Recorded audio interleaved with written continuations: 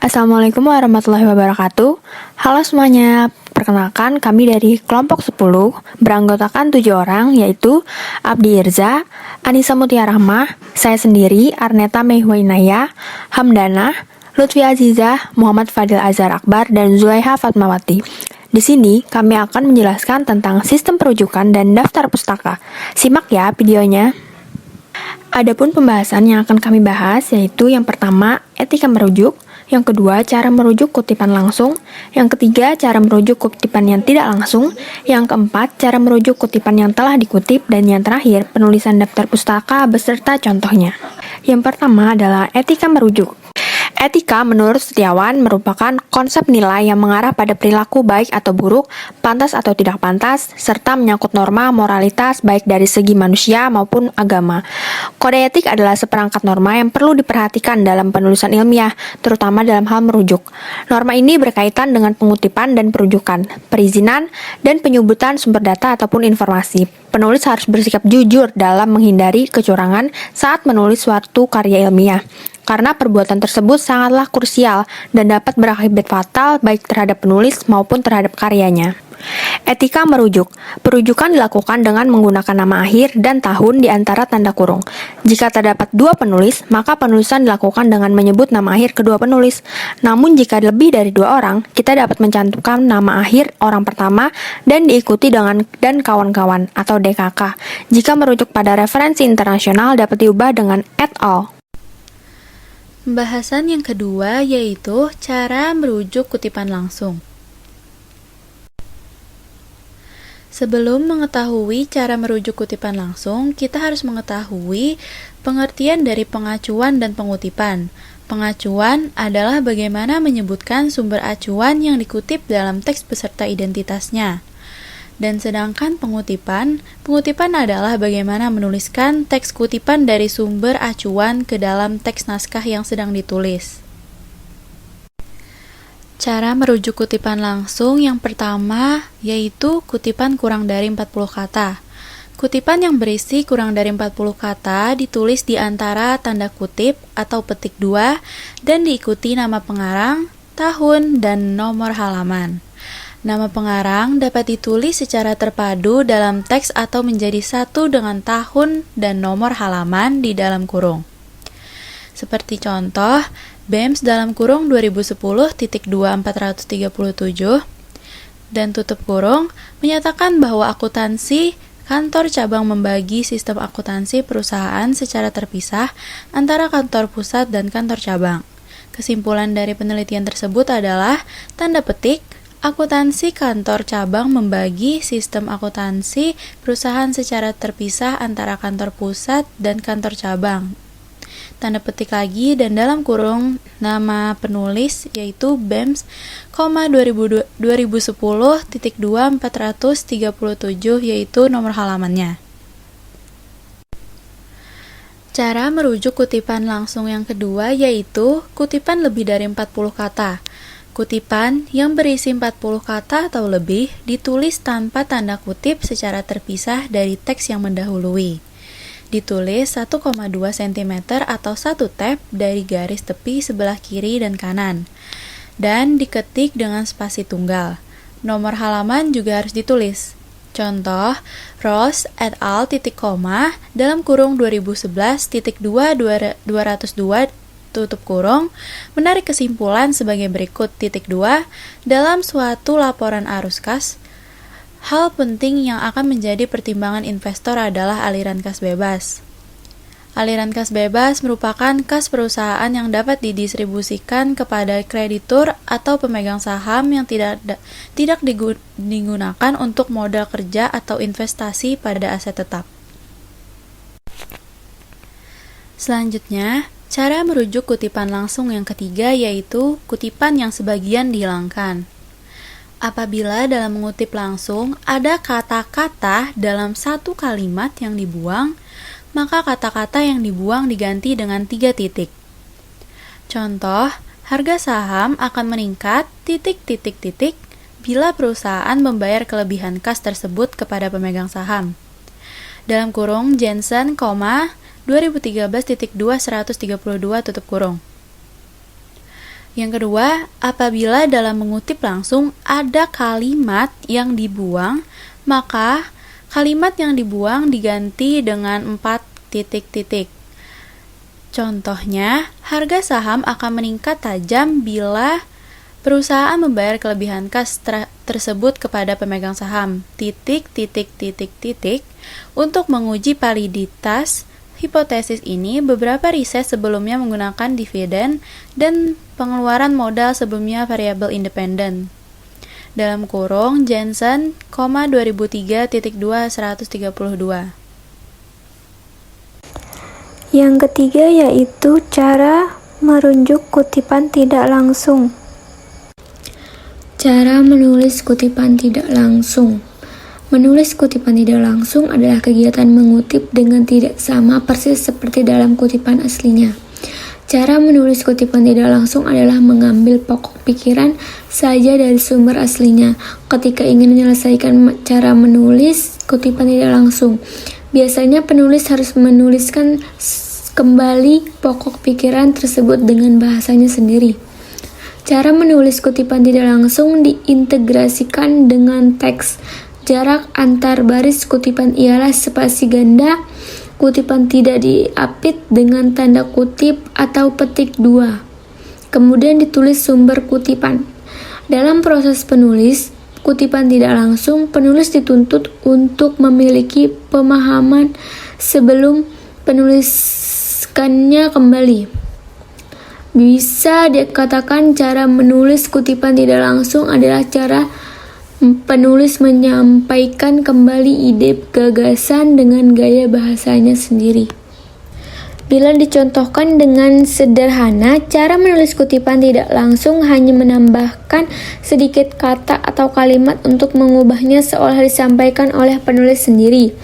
Misalkan, Michel Du berpendapat bahwa kecerdasan buatan merupakan suatu sistem yang di dalamnya terdapat entitas ilmiah yang berfungsi untuk memproses data eksternal secara cepat dan akurat. Ciri paling khas dari cara menulis kutipan tidak langsung, teks yang ditulis tidak akan sama persis seperti sumber aslinya. Lalu penulis akan tetap mencantumkan sumber referensi pada setiap kutipan yang dituliskannya. Agar bisa lebih memahami cara menulis kutipan tidak langsung, simak baik-baik contoh berikut. Contoh cara menulis kutipan tidak langsung yang pertama. Seorang mahasiswa hendaknya harus dapat menentukan metode penelitian yang akan dia gunakan saat hendak membuat skripsi, tesis maupun disertasi. Adapun salah satu metode yang mesti mereka tentukan adalah kualitatif atau kuantitatif.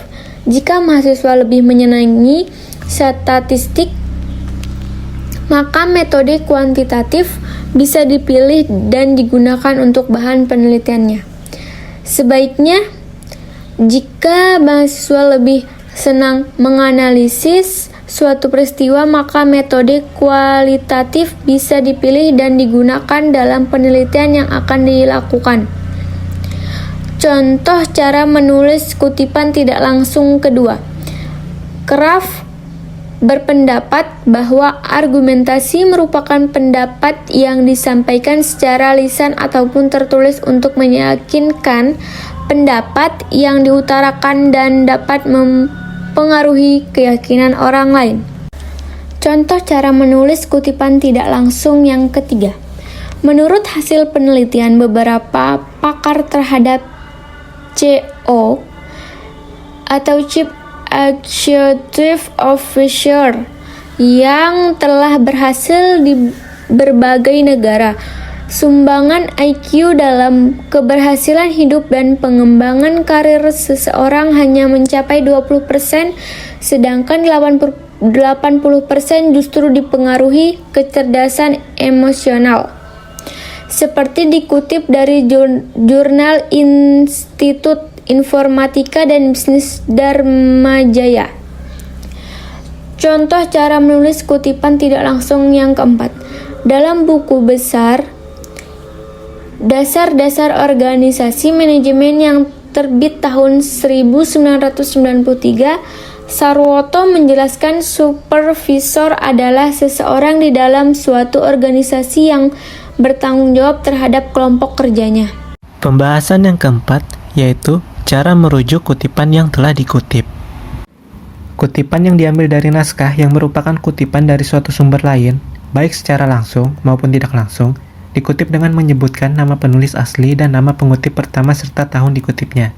Cara mengutip seperti ini hanya dibolehkan jika benar-benar sumber asli tidak didapatkan dan harus dianggap sebagai keadaan darurat.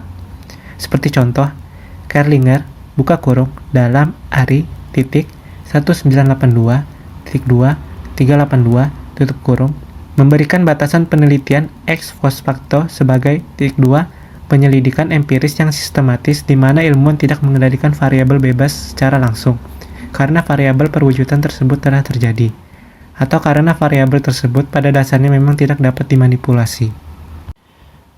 Contoh yang kedua, menurut Kerlinger dalam Ari, buka kurung, 1982,2,382, tutup kurung, penelitian ex post facto sebagai penyelidikan empiris yang sistematis di mana ilmuwan tidak mengendalikan variabel bebas secara langsung karena variabel perwujudan tersebut telah terjadi, atau karena variabel tersebut pada dasarnya memang tidak dapat dimanipulasi. Pengertian daftar rujukan. Daftar rujukan adalah daftar bahan-bahan yang dirujuk langsung dalam teks, buku, makalah, majalah, surat kabar, atau media daring, dan tentu sudah pasti tersebut di dalam teks.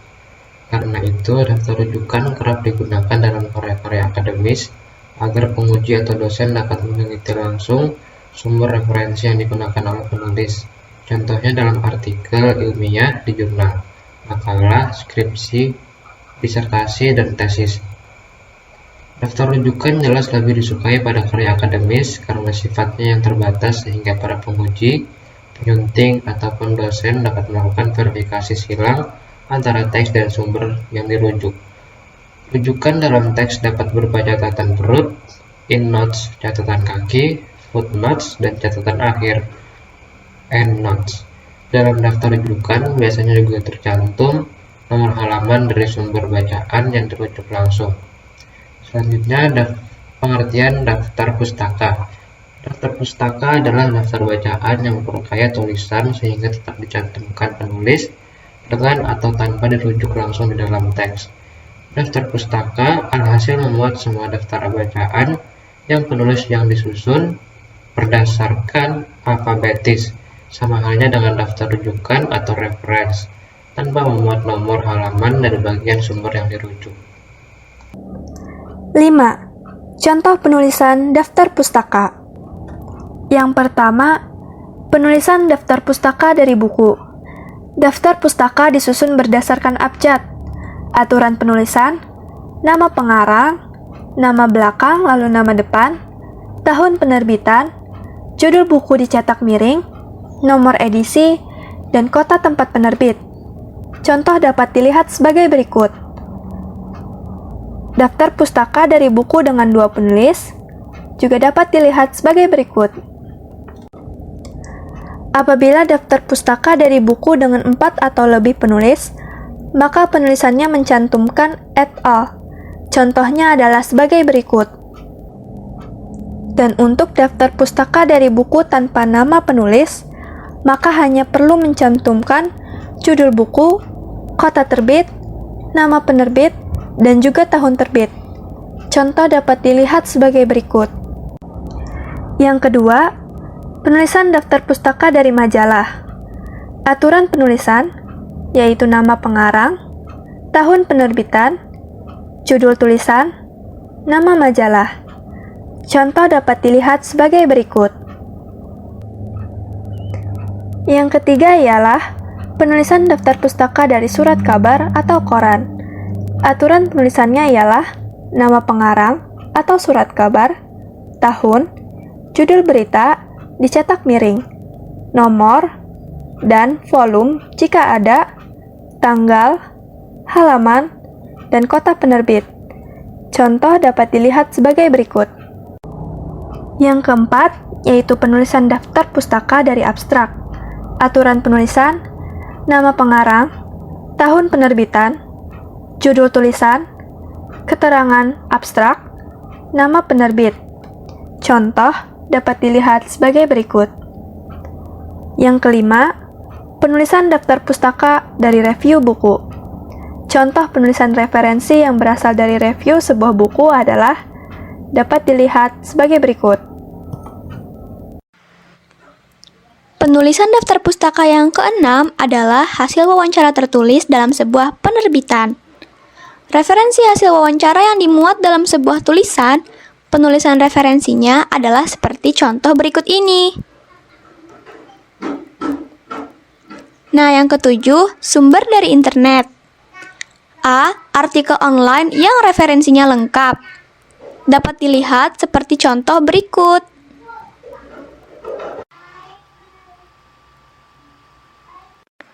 B. Artikel jurnal yang online.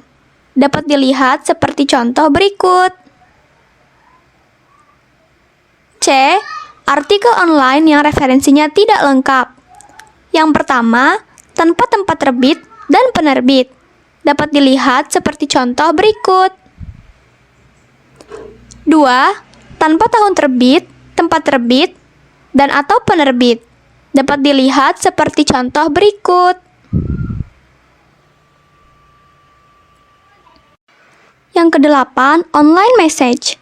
Pesan-pesan online yang dapat diakses oleh pembaca seperti yang dikirimkan pada sebuah news group, discussion or mailing list, or mail forum, signboard atau forum online web forum, dan sebagainya, maka daftar referensi di dalam daftar pustaka dibuat seperti contoh berikut ini. 9. Cakram digital atau CD, VCD, DVD, dan sebagainya, maka cara penulisannya adalah seperti contoh berikut.